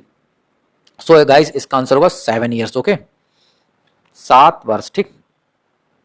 बढ़ते हैं क्वेश्चन में 34 की तरफ। ए डम witness give his evidence in writing in the open court. आपको मैंने ऑलरेडी इस क्वेश्चन को बता चुका, मैं इसको स्किप कर रहा हूं। Okay, 35 which of the following is not a public document. भाई इसमें से कौन सा पब्लिक डॉक्यूमेंट नहीं है। देखो एक क्वेश्चन मैंने ऑलरेडी इससे रिलेटेड आपको डिस्कस किया था, मैंने आपके उससे रिलेटेड सेक्शन भी बताया था। आप लोगों को कमेंट बॉक्स में बताना होगा, तुरंत के तुरंत बताना होगा। भाई बताओ कमेंट बॉक्स में इससे रिलेटेड मैंने कौन सा सेक्शन आपको बताया था, ठीक। तो जो इसका आंसर होगा ये क्या होगा, देखो postmortem report, judgement of the high court, registration, sale deed. इसका जो आंसर होगा बैंक बुक होगा, ठीक। भाई बैंक बुक कैसे पब्लिक डॉक्यूमेंट हो सकता है, भाई बताइए कैसे हो सकता है पब्लिक डॉक्यूमेंट। पोस्टमार्टम रिपोर्ट हो सकती है पब्लिक डॉक्यूमेंट, हाँ हो सकती है। Judgement of the high court public report है, पब्लिक डॉक्यूमेंट है। रजिस्टर्ड ऑफ सेल डीड, भाई काफी सारे लोगों के सामने है पंजीकृत विक्री पत्र, सेल डीड भाई है पब्लिक डॉक्यूमेंट। 36 की तरफ बढ़ते हैं। Under the Indian evidence act the character of a person is not relevant in which of the following case. भारतीय साक्ष्य अधिनियम के अंतर्गत किस व्यक्ति का सील निम्नलिखित में से किस मामले में सुसंगत नहीं है। तो आपके सामने ऑप्शन क्या है, option 1 previous good character of an accused in criminal case, second है previous bad character in reply to good character in criminal case, दोनों नहीं है दोस्तों ऑप्शन। थर्ड वाला क्या है, character to prove conduct imputed in civil case, fourth है character affected the amount of damage in civil case। तो इसमें से जो आपका ऑप्शन नंबर थर्ड है दोस्तों, जिसमें सिविल मामलों में आरोपित आचरण को साबित करने के लिए शील, ठीक, तो ये ऑप्शन आपका करेक्ट आंसर होगा 36 का, 3 वाला। ओके, नाउ अब हम लोग मूव ऑन करते हैं क्वेश्चन नंबर 37 की तरफ। Which of the following fact is not relevant in civil and criminal case under section 8 of the Indian evidence act. निम्नलिखित में से कौन सा तथ्य भारतीय साक्ष्य अधिनियम की धारा 8 के तहत सिविल और आपराधिक मामलों में सुसंगत नहीं है। ओके, तो इसका आंसर क्या होगा, बताइए। क्या कोई इसका आंसर देना चाहेगा, एनीवन? मैं फिर से पूछूं इस क्वेश्चन को,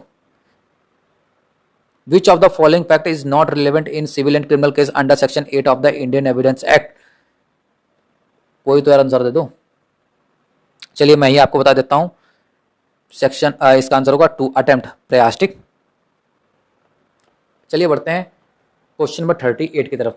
ए intentionally and falsely lead B to believe that certain land belong to A and thereby include and to view and pay for it. The land afterward become the property of A and A seek to set aside the sale on the ground that at the time of the sale he had no title. He will not be allowed to prove his want to title. Which section of the Indian Evidence Act is applicable? सोचिए, illustration आपके सामने आ चुका है। अब ये question मुझे solve करने में बहुत मजा आती है, सीरियसली अगर आपको बताऊं। बहुत ज्यादा मजा आती है। तो देखो आपको क्या करना है, section 115 of Indian evidence act आपको ओपन कर लेना है, या आपके पास भारतीय साक्ष्य अधिनियम की बेरेक्ट है तो आपको क्या करना है, सेक्शन 121 आपको ओपन कर लेना। देखिए मैं भी इस क्वेश्चन के लिए मैं भी ओपन कर रहा हूं, आप लोग भी ओपन जरूर करें क्योंकि ये इंपॉर्टेंट क्वेश्चन हम लोगों के बीच में आ गया है। ओके 121 हमको ओपन करना है, मैं 121 ओपन कर रहा हूं। आपके पास एविडेंस एक्ट है तो आप कौन सा ओपन कर सकते हैं। देखो आंसर तो मैंने आपको ऑलरेडी बता ही दिया है, 115 बी वाला होगा। ठीक, तो आंसर के चक्कर में नहीं जाते हैं, आंसर तो पता चल ही जाते हैं यार। हमें थोड़ा यहाँ पे है ना 121 मैंने ओपन किया है, यहाँ पे जो हमारा स्टॉपल्स की बात हो रही है इसमें इलस्ट्रेशन आप लोग देखें, A intentionally and falsely lead B. ठीक, इंटेंशनली एंड फॉल्सली क्या कर रहा है, लीड कर रहा है। इलस्ट्रेशन आया कि नहीं आया, believe that certain land belong to A and thereby include B to buy and pay for it. The land afterward become the property of A and A seek to decide the sale on the ground at the time of the sale. He had no title. He must not allowed to prove his warranty title. देखो का साक्ष्य और मिथ्या रूप से खा को यह विश्वास करने के लिए प्रेरित करता है कि अमुक भूमि का की है। ठीक, और एतवार खा को उसके क्रय करने और उसको मूल्य चुकाने के लिए प्रेरित करता है। तत्पश्चात भूमि का की संपत्ति हो जाती है और का इस आधार पर की विक्रय के समय उससे हक नहीं था, विक्रय अपास्त करने का इप्सा करता है, उसे अपने हक का अभाव साबित नहीं करने दिया जाएगा। किस धारा के तहत ये किया गया है, तो ये आपका जो सेक्शन 115 है इंडियन एविडेंस का वो, और 121 जो आपको मैंने बताया वो। ठीक, भारतीय साक्ष्य अधिनियम का। ठीक, तो इसका आंसर क्या होगा 115। यहाँ पे ऑप्शन दोस्तों थोड़ा सा हिंदी मीडियम वालों माफ करना, इंग्लिश मीडियम वालों माफ करना, ऑप्शन थोड़े गलत हो गए। यहाँ पे देखो ये आपका 15 थर्ड वाला ऑप्शन ऊपर आ गया इंग्लिश मीडियम, और यहाँ पे थर्ड वाला आपका धारा 115 नीचे। ठीक, बढ़ते हैं 39 की तरफ। 39 हमारा क्या कह रहा है, द क्वेश्चन इज वेदर ए ओज बी रुपीज 10,000। ठीक, देखो इलस्ट्रेशन से क्वेश्चन है, which of the following statement are relevant under Indian evidence act.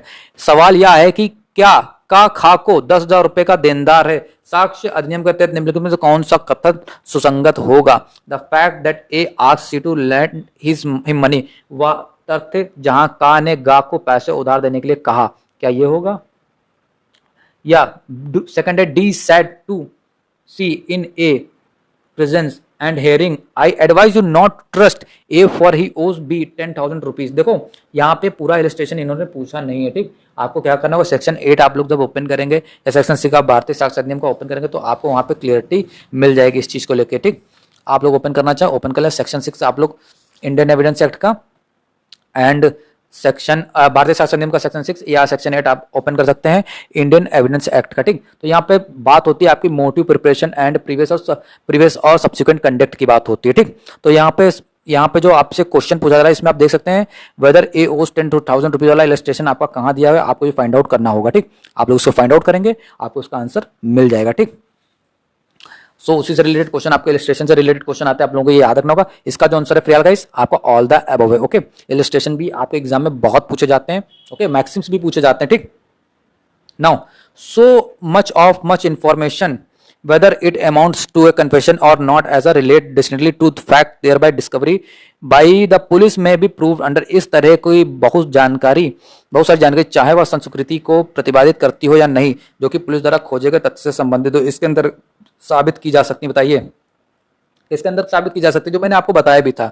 इस क्वेश्चन का आंसर आपको मालूम होना चाहिए, थर्ड वाला भाई सेक्शन 27। ठीक, इंडियन एविडेंस एक्ट का 23 आपका बीएसए का। ठीक, 41 क्या कह रहा है, बहुत बड़ा क्वेश्चन आ गया आपके सामने। When the court has to form an opinion upon a point of foreign law or of science or art or as to identify handwriting or finger impression, the opinion upon the point of person especially skilled in such foreign law, science or art or in questions as to identify of handwriting or finger impression are relevant fact। This is under of the evidence act। किस section के तहत कहा गया, जब न्यायालय को विदेशी विधि या विज्ञान या कला के बिंदु पर या हस्तलेख या उंगली चिन्ह की पहचान के रूप में एक राय बनानी होती है, तो उस बिंदु पर विशेष रूप से कुशल व्यक्ति की राय जो कि विशेष रूप से ऐसी विदेशी विधि विज्ञान या कला पे हस्तलेख या उंगली चिन्ह की पहचान में कुशल है जो उसको कुशल तथ्य माना जाएगा या साक्ष्य अधिनियम के अंदर किस में पाया जाता है। तो मैं आपको यहाँ पे करेक्ट आंसर बता रहा हूँ, आपको डायरेक्ट ओपन करके इसका आंसर इसके बारे में आपको डिटेल में पढ़ना होगा। तो इसका जो करेक्ट आंसर है दोस्तों वो है 45। ओके, सेकंड वाला ऑप्शन इसका करेक्ट आंसर है। बढ़ते हैं 42 की तरफ। Res gestae relevancy of fact forming part of same transaction is deal under. एक ही संव्यवहार का भाग बनने वाली तथ्यों की सुसंगतता इसके तहत है। ये बहुत इंपॉर्टेंट क्वेश्चन है दोस्तों, ये आपको एग्जाम में काफी बार रिपीट हो चुका है, तो इसको आप लोगों को बहुत अच्छे से पढ़ना ही होगा। ओके, इसके लिए आप कोई भी बहाना नहीं बना सकते। बहुत इंपॉर्टेंट क्वेश्चन, ठीक। तो ये देखो, आपका जो इंडियन एविडेंस एक्ट में अगर बात करें तो सेक्शन 6 आप इसके बारे में पढ़ सकते हैं, रजिस्ट्रार के बारे में बता रहा, लेकिन भारतीय साक्ष्य अधिनियम की बारे में बात करें तो सेक्शन 4 आपका बात करता है इसके बारे में, धारा 4। अब ये रजिस्ट्रार होता है क्या, सेम ट्रांजेक्शन होता क्या, क्या आपको मालूम है इसके बारे में? क्या आपको मालूम है या नहीं मालूम है? मैं आपको डिस्कस करके बताऊं। देखो, सेम ट्रांजेक्शन की पार्ट की मैं अगर बात करूं, ठीक, तो इसमें कई सारे आपको इलस्ट्रेशन मिल ही जाएंगे, ठीक। लेकिन मैं छोटा सा एग्जांपल आपको देने की कोशिश करूं। मान लो एक है मिस्टर ए जो कि एक्यूज्ड है, ठीक, कि उन्होंने भाई मिस्टर बी को मार दिया, ठीक।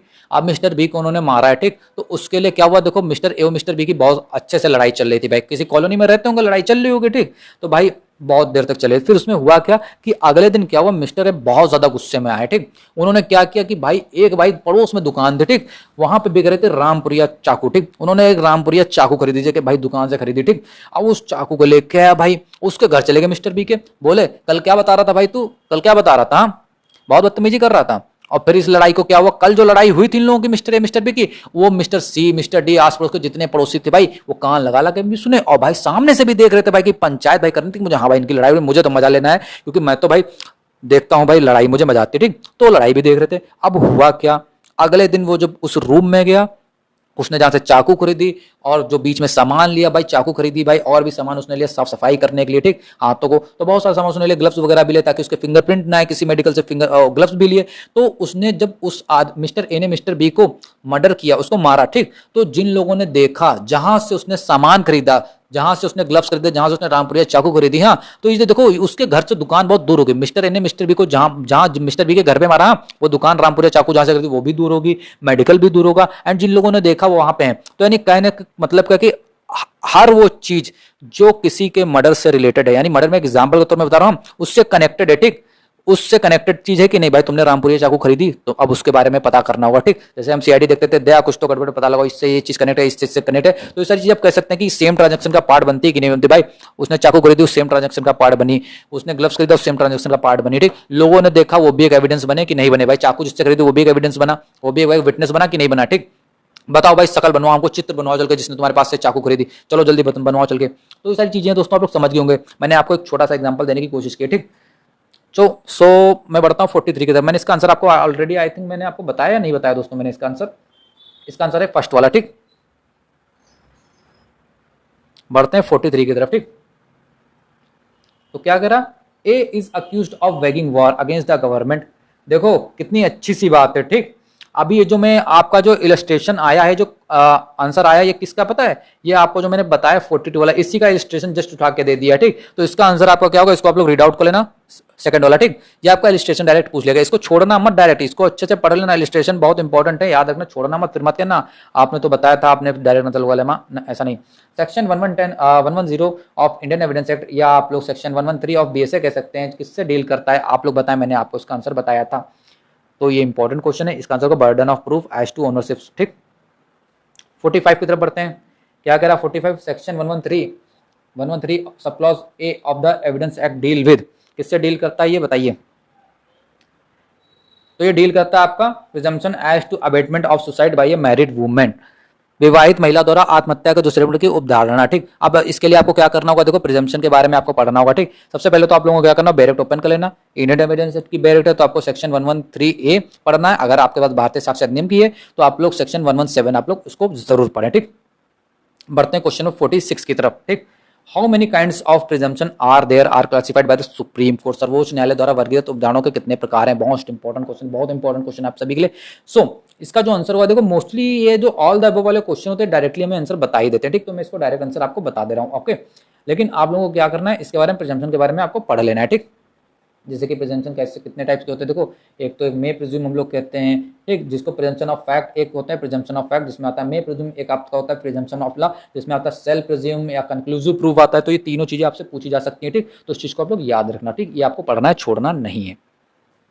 क्वेश्चन नंबर 47 की तरफ अगर बढ़ते हैं, क्या करा, under the head subsequent conduct which of the following types of conduct would be material, पश्चातवर्ती आचरण के तहत निम्नलिखित में से किस प्रकार का आचरण महत्वपूर्ण होगा।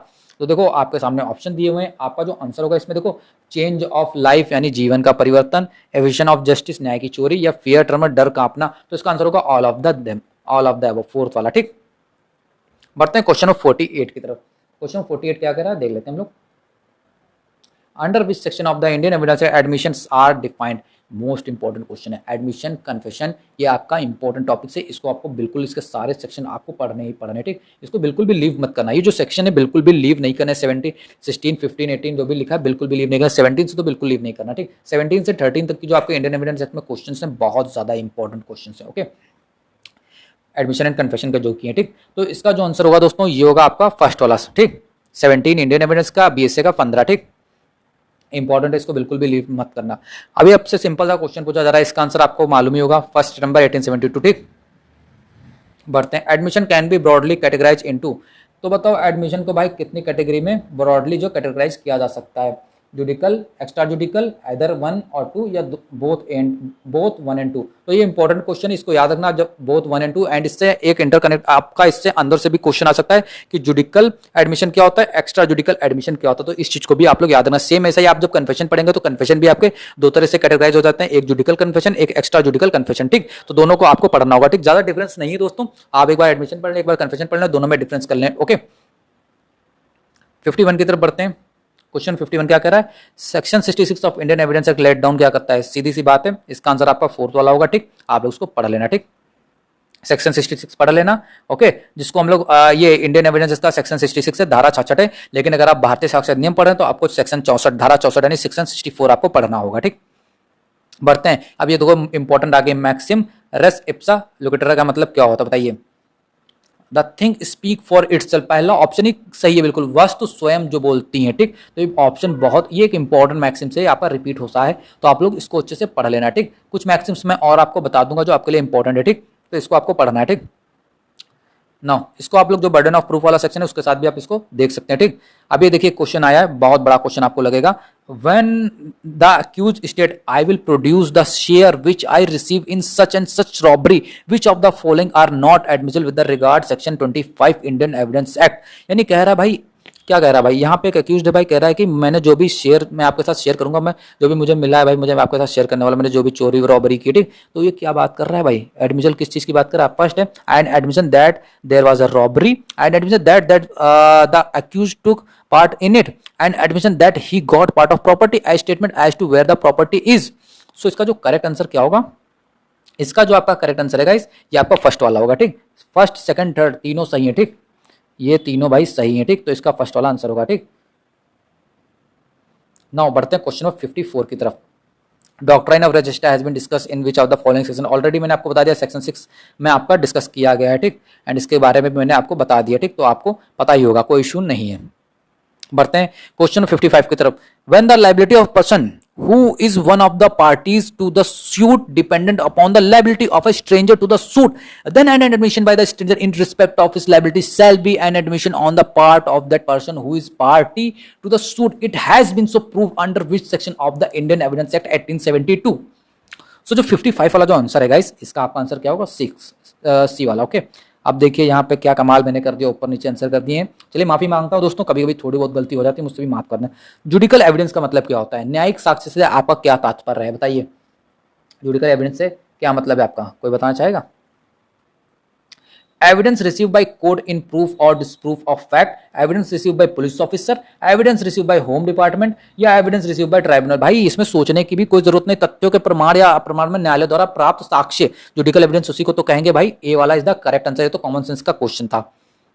बढ़ते हैं 57 की तरफ। Which of the following is not a document according to the Indian evidence act 1872। भाई इसमें से डॉक्यूमेंट कौन सा नहीं, ये बताओ। हमने पब्लिक प्राइवेट डॉक्यूमेंट पढ़ा था, लेकिन इसमें डायरेक्ट डॉक्यूमेंट पूरा भारतीय संविधान 1872 के अनुसार निम्नलिखित में से कौन सा दस्तावेज नहीं है, ये हमें बताना है, बताइए। नॉन ऑफ द अबव, भाई नॉन ऑफ द अबव इसका आंसर होगा, ठीक। चलिए बढ़ते हैं क्वेश्चन नंबर 58 के। Presumption as to dowry that is given under which section. बहुत इंपॉर्टेंट क्वेश्चन है दोस्तों, दहेज मृत्यु के बारे में अवधारणा किस धारा के अंतर्गत दी गई है। तो इंपॉर्टेंट क्वेश्चन, इसको आपको बिल्कुल भी लीव नहीं करना है, ओके।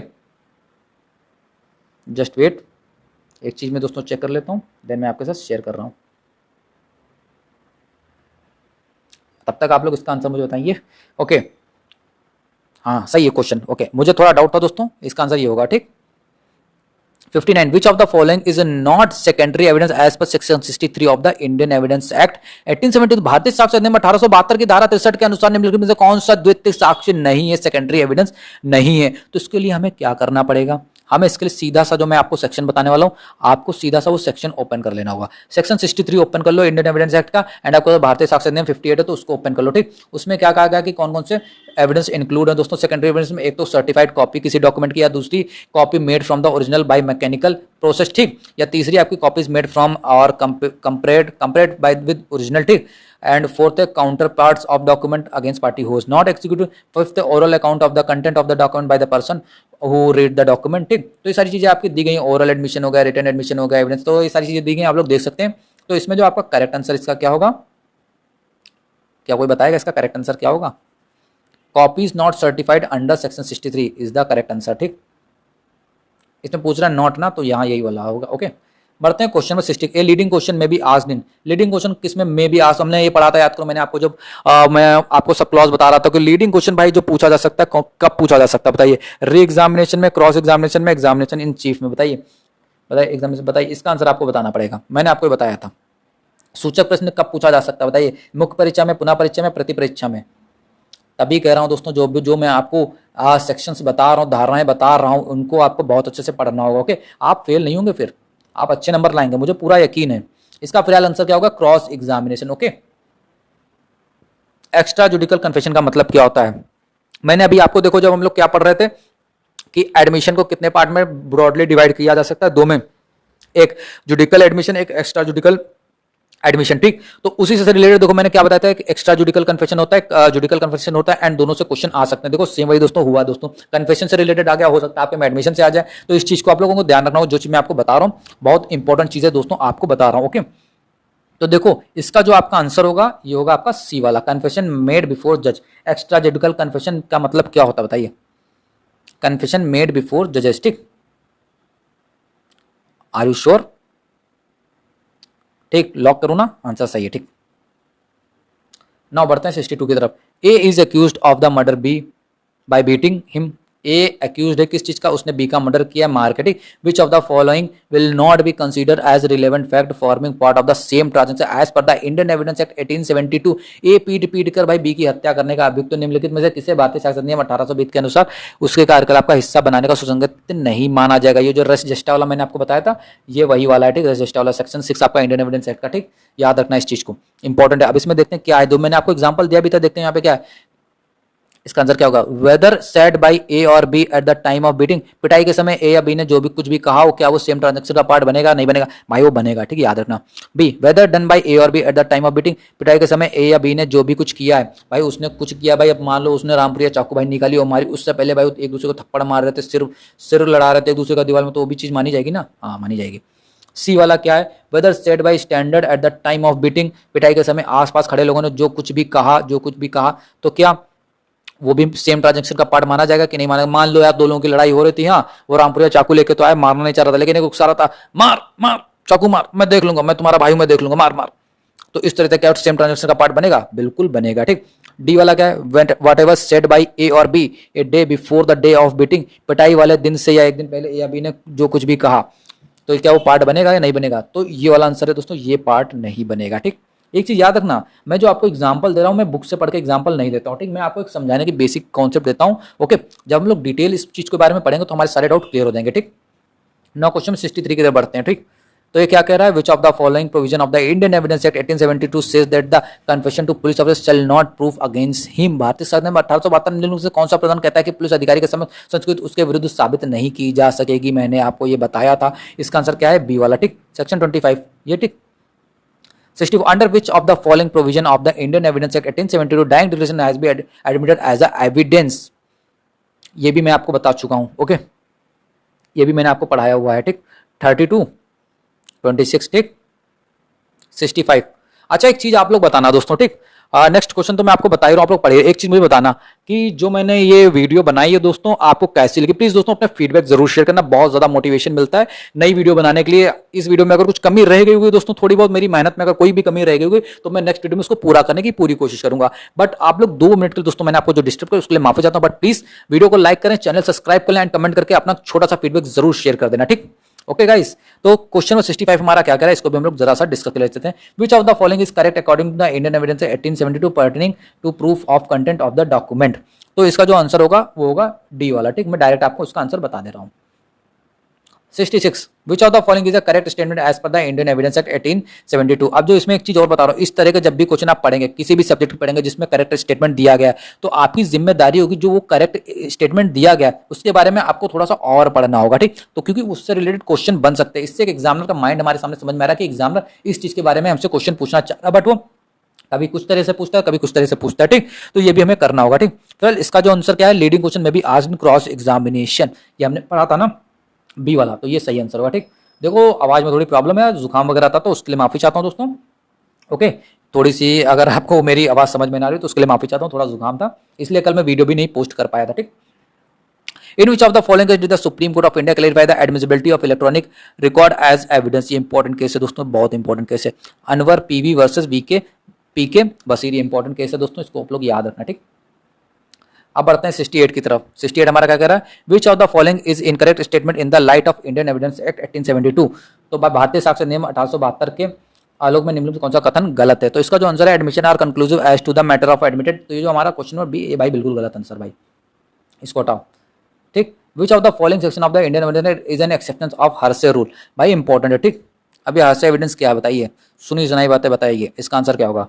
इसका आपका direct connection by dying declaration वाले के साथ में। ठीक, इसको याद रखना। ठीक, तो एक चीज मैं आपको बताना चाहता हूं, देखो इस वीडियो में जो एविडेंस लॉ के एमसीक्यू दोस्तों, ये इतने ही दोस्तों हैं। मैंने कुछ एमसीक्यू जो आपके प्रीवियस क्वेश्चन पेपर था, मैंने सभी एक पास कलेक्ट करके उनके ओल्ड सेक्शन न्यू सेक्शन बना के थोड़ा सा कॉन्सेप्ट क्लियर करके, थोड़ी सी डायरेक्ट रीडिंग करके, एक थोड़ा सा मुझे इसमें दोस्तों 5 से 6 दिन लगे हैं दोस्तों इस थोड़ा सा करने में। तो आई होप दोस्तों आपको वीडियो पसंद आई होगी। इसका अगर पीडीएफ आपको चाहिए तो जो हमारा टेलीग्राम चैनल है @legalgrocery, जो ऑफिशियल टेलीग्राम चैनल है, उसको आपको ज्वाइन कर लेना होगा। एंड मैं वहाँ पे पीडीएफ शेयर कर दूंगा एंड आपको ये भी बता दूंगा कि आपको कैसे प्रैक्टिस करनी है एमसीक्यू की सारी चीजें। टेस्ट वगैरह मैं टेलीग्राम पे स्टार्ट करने वाला हूँ, तो अगर आपने टेलीग्राम चैनल ज्वाइन नहीं किया हो तो प्लीज टेलीग्राम चैनल ज्वाइन कर लें। एंड अगर आपके कोई भी क्वेश्चन हो तो आप मुझसे इंस्टाग्राम पे जुड़ सकते हैं @legalgrocery। ओके, तो दोस्तों वीडियो को यहीं पे एंड कर रहा हूँ। आई होप आप सभी की हेल्प हुई होगी इस वीडियो के थ्रू। आपने फीडबैक, वैल्यूबल फीडबैक दोस्तों कमेंट बॉक्स में जरूर से जरूर शेयर करना। थैंक यू सो मच दोस्तों, एंड आप सभी लोगों को best of luck for your examination. सभी लोग पास होंगे, याद रखना, सभी लोग पास होंगे, फेल कोई नहीं होगा।